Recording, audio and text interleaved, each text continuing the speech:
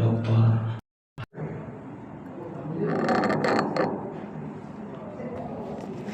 Bismillahirrahmanirrahim. Assalamualaikum warahmatullahi wabarakatuh. Waalaikumsalam.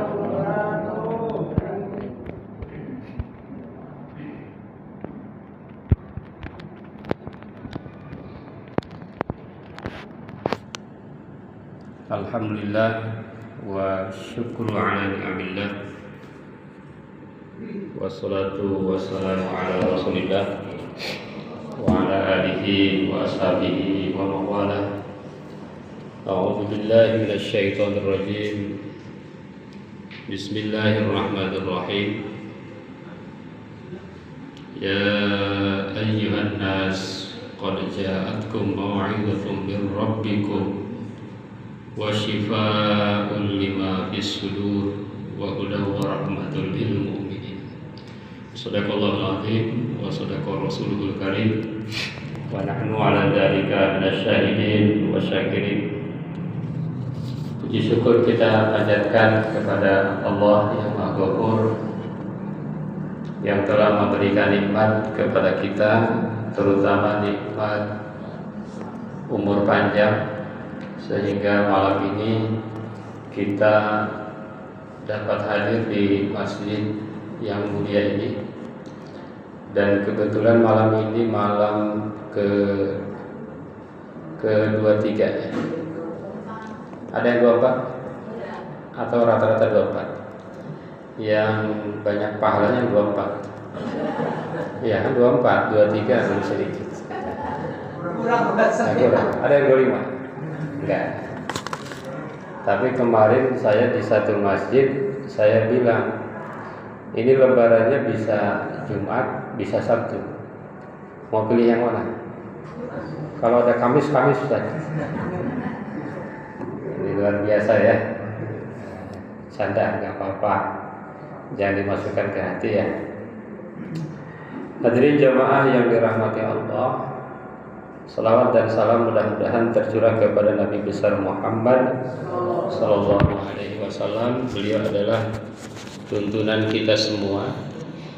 Kalau mau menjadikan teladan, maka yang tepat adalah Nabi Muhammad Sallallahu Alaihi Wasallam. Jangan yang lain. Kalau yang lain itu bisa jadi teladan di satu sisi, tetapi tidak di sisi lain. Jadi nggak boleh terlalu mengkultuskan satu orang, satu sosok, kecuali Nabi Muhammad Sallallahu Alaihi Wasallam. Pada malam ini saya insya Allah akan mengambil judul dari kebiasaan duniawi menuju kebiasaan Rabbani. Kebiasaan duniawi berarti kebiasaan yang nilainya nilai dunia. Sementara kebiasaan Rabbani adalah kebiasaan yang mendapatkan pahala. Kebiasaan yang bernilai ibadah. Nah, bulan Ramadan ini esensinya adalah kita ditugaskan untuk Ramadan. Kata Pak Ustadz, itu Ramadan apa? Pembakaran. Jadi selama Ramadan ini kita ditugaskan untuk melakukan pembakaran. Tapi jangan bakar macam-macam. Ada dua yang kita bakar. Apa aja itu?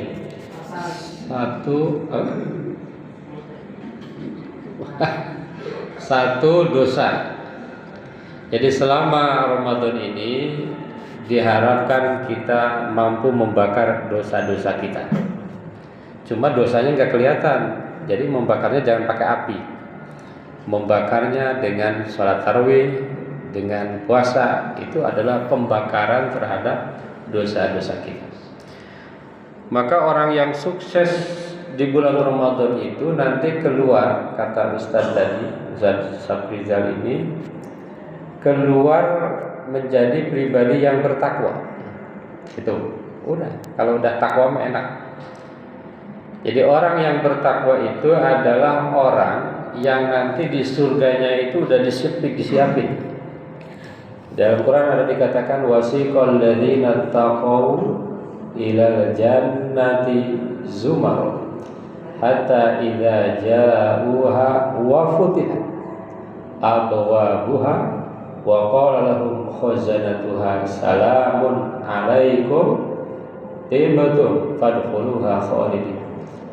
Bapak Ibu jamaah yang dirahmati Allah, nanti kalau pintu neraka itu yang akan masuk neraka itu digiring ke pintu neraka, itu pintunya masih ditutup kayak penjara ya. Penjara itu kan nggak pernah dibuka tuh. Tutup, orangnya datang masukin, tutup lagi.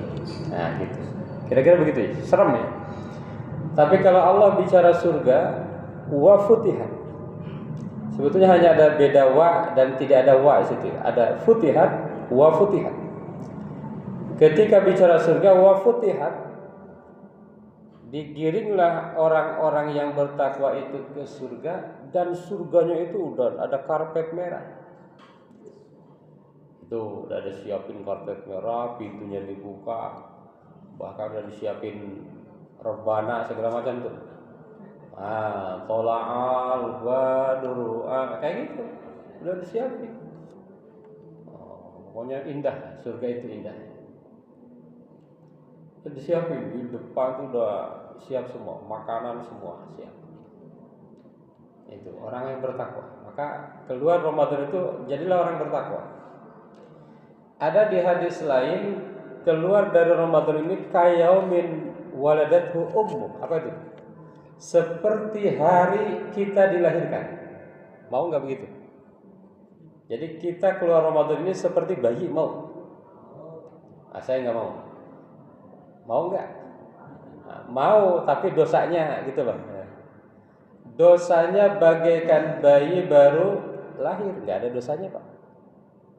Makanya kalau ada anak kecil meninggal belum balik, nggak usah macam-macam didoain, orang udah masuk surga. Orang belum balik ya. Misalnya usia 7 tahun meninggal. Kalau udah gede kan banyak dosanya ya. Gitu. Tapi amalnya jangan seperti bayi baru lahir. Amalnya bagaikan orang yang udah hidup ribuan tahun. Gitu. Kok ribuan tahun? Iya, ribuan tahun. Karena di bulan Ramadan itu ada namanya Lailatul Qadar. Lailatul Qadar itu artinya apa? Malam yang agung, lebih baik dari 1000 bulan. Nah, ini biar paham ya. Saya udah ngitung malam Lailatul Qadar itu maknanya adalah mega bonus. Maknanya mega bonus dari Allah Subhanahu wa taala. Kita paling banter dapat bonus THR berapa? 100% gaji ya. Betul. 100% gaji dipotong pajak. Jadi enggak 100% ya. Nah, ada yang dipotong pajak, ada yang enggak ya. Itu baru 100%.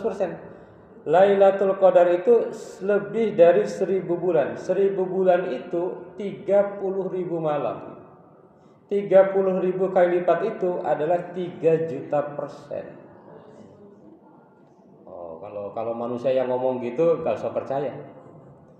Nih Pak, nanti kalau ada orang invest ke saya 100 juta, nanti dalam 5 bulan kembali 200 juta. Nah, jangan percaya. Itu baru 200% itu jangan percaya. Mungkin 50% pun jangan percaya. Karena bank itu paling berapa? 7% setahun. Tapi Allah ngasih bonus, mega bonus, lebih dari mega mungkin ya. Mega bonus. Kalau orang Jawa kan mega bonus. Ada U-nya itu. Saking besarnya 3 juta persen itu minimal. Karena di hari biasa satu amal pahalanya 10. Kalau dikalikan 10, 30 juta persen. Ramadan dilipat gandakan lagi, lebih tinggi lagi. Itulah karunia Allah. Artinya apa? Artinya kalau kita udah mendapatkan Ramadan 10 Ramadan saja dapat Lailatul Qadar itu berapa ribu tahun. Sebetulnya kalau dihitung gitu peluang masuk surga itu tinggi sekali. Insya Allah ya. Insya Allah. Allah itu Maha Rahman, Maha Rahim. Peluangnya tinggi. Yang penting kita soleh. Kalau dosa nggak dilipat gandakan, Pak. Dosa tetap satu. Kalau amal dilipat gandakan, dosa tetap satu. Apa salahnya tuh? Apa nih? Tidak rahmatnya Allah ke kita seperti apa ini? Nggak bisa dibayangkan betapa Allah itu sangat sayang ke kita. Kalau salah dihitungnya satu, kalau berbuat baik dihitung bisa berpuluh-puluh ribu lipat. Ada lagi yang hitungannya lipat-lipat di Masjidil Haram. Makanya Ramadan itu Masjidil Haram penuh ya, Masjidil Haram penuh. Kenapa? Karena satu hari, satu rakaat di Masjidil Haram lebih baik pahalanya dibanding 100.000 di masjid lain. Udah saya hitung tuh berapa tahun tuh. Jadi satu hari di Masjidil Haram itu sama dengan 270 tahun di Indonesia. Makanya orang berbondong-bondong ya. Cuma tergantung keimanan. Masa sih gitu kan. Ya itu kan kembali kepada iman. Makanya ketika berbicara puasa yang diminta puasa siapa? Orang beriman. Ya ayyuhalladzina amanu. Hei orang-orang yang beriman. Yang tidak beriman tidak yang nggak beriman mah nggak usah puasa. Saya sih nggak peduli orang nggak puasa, nggak peduli. Orang nggak beriman ngapain puasa? Iya kan? Makin saya dewasa, lihat orang nggak puasa ya biasa aja. Ya orang nggak beriman. Bahkan ketika berbicara puasa, Allah juga memerintahkannya tidak langsung. Kalau bicara sholat, akimis sholatlah. Atu zakat, bayar zakat. Tapi ketika bicara puasa, Allah bilang, wahai orang-orang yang beriman, telah dituliskan, nggak diwajibkan sebetulnya. Itu tafsir. Telah dituliskan kepada kalian puasa, seperti dituliskan kepada orang-orang sebelum kalian. Jadi ketika memerintahkan puasa memang jangan dipaksa. Ya pertama-tama bangunin sahur gitu aja. Sambil matanya merem juga makan. Dilihatin gitu. Karena kalau dipaksa itu nanti di belakang bisa beli cilok di rumah puasa dilap-lap. Nanti anaknya pas ke Alfamart beli itu, ke minimarket beli sosis. Kan ada sosis yang bisa dipakai. Gitu. Jadi memang puasa ini unik dan bahkan ini ajaib ya. Ibadah umat Islam yang paling banyak dilakukan itu puasa. Keren kan? Cuma tadi bahwa ada ancaman lagi. Kam min shaim laisa lahu min siyamihi illa al-ju' wal 'atash. Banyak katanya orang puasa tapi hanya lapar dan dahaga. Kenapa bisa begitu? Kita kembali ke judul, karena dia tidak meninggalkan kebiasaan duniawi, dia hanya melakukan kebiasaan duniawi tanpa menuju kebiasaan Rabbani. Nah, itu. Jadi puasa itu bisa jadi tidak berpahala kalau hanya duniawi. Gitu. Kita sholat ini bisa jadi nggak berpahala kalau masih duniawi. Kita sedekah bisa jadi tidak berpahala kalau masih duniawi. Tapi kita nyari nafkah itu bisa pahalanya besar. Kalau niatnya rawi. Kita nganterin orang tua ke rumah sakit, pahalanya besar sekali kalau ukhrawi. Apa maknanya? Maknanya adalah bahwa kita harus merubah rutinitas duniawi menjadi rutinitas ukhrawi. kita merubah yang sifatnya dunia menjadi yang sifatnya akhirat. Bagaimana caranya? Caranya adalah kita harus perhatikan niat kita. Ini hati-hati dengan niat ya. Innamal a'malu bin niat. Sesungguhnya amal-amal itu tergantung daripada niat. Ini hadis ini, Ustaz, ini kata para ulama adalah sulusul ilm, sepertiga ilmu. Jadi sehebat apapun ilmu kita, ini kuncinya ini niat. Niat. Jadi niat kita apa?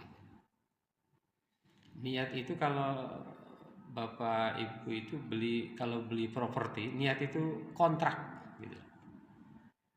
Tahu kontrak ya? Tekan kontraknya apa?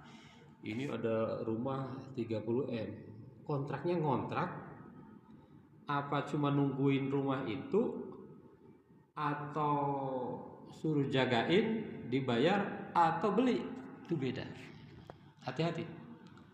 Walaupun ucang-ucang kaki, itu ucang-ucang kaki.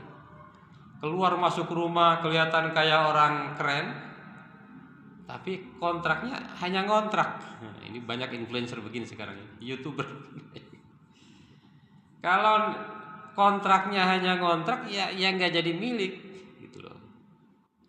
Sama dengan amal-amal kita dengan Allah. Kalau kontraknya niatnya karena Allah, maka akan menjadi ibadah. Tapi kalau niatnya tidak karena Allah, maka hanya akan menjadi nilai dunia. Banyak kan di bulan Ramadan orang berbagi takjil. Itu tergantung niat. Cuma kita nggak bisa menilai itu riya, nggak bisa begitu.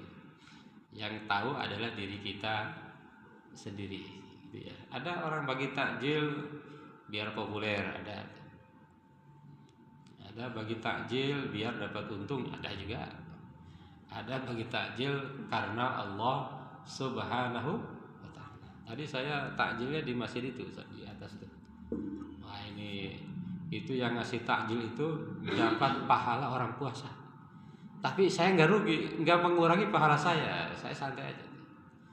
Jangan sampai gini, ada orang ngasih takjil, nggak mau nanti pahala saya habis. Nggak begitu. Jadi orang yang ngasih takjil, orang yang berpuasa itu, kalau dia ikhlas karena Allah, dia akan dapat pahala seperti orang yang berpuasa itu tanpa mengurangi pahalanya. Ini Bu Dokter dan Pak Jenderal nih di sini keren sekali kan? Kalau yang takjilnya ada 100, dapat pahala 100 puasa. Masya Allah. Maka memang itu ya, kekayaan itu bisa masuk surga. Dengan kekayaan juga bisa masuk neraka gitu ya. Dengan kekayaan kita ngasih takjil, kita sedekah. Bahkan ada kisah, ada seorang yang membeli surga. Dia datang belakangan sholat, kemudian dia ngasih uang ke yang di depan itu 100.000. Kamu mundur ke belakang, ke depan gitu.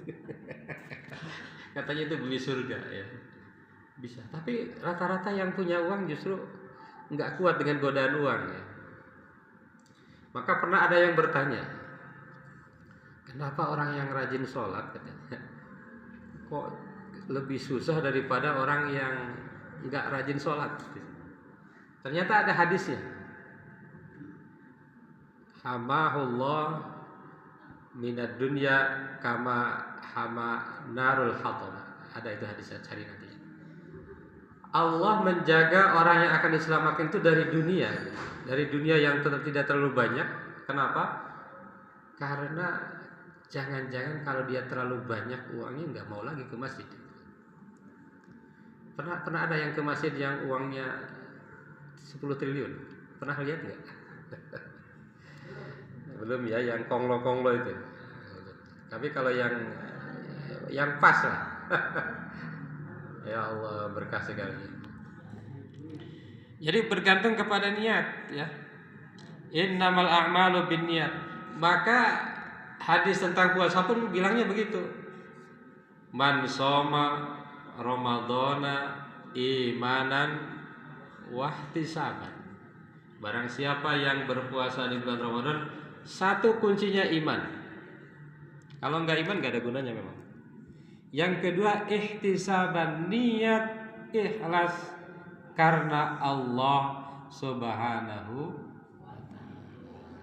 Ya, makanya kita terus belajar ya, hati-hati amal kita, kegiatan kita harus betul-betul niat karena Allah Subhanahu wa taala.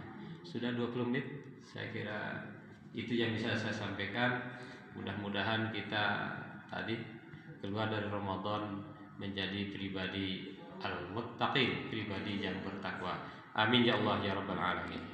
Terima kasih, mohon maaf. Wassalamualaikum warahmatullahi wabarakatuh.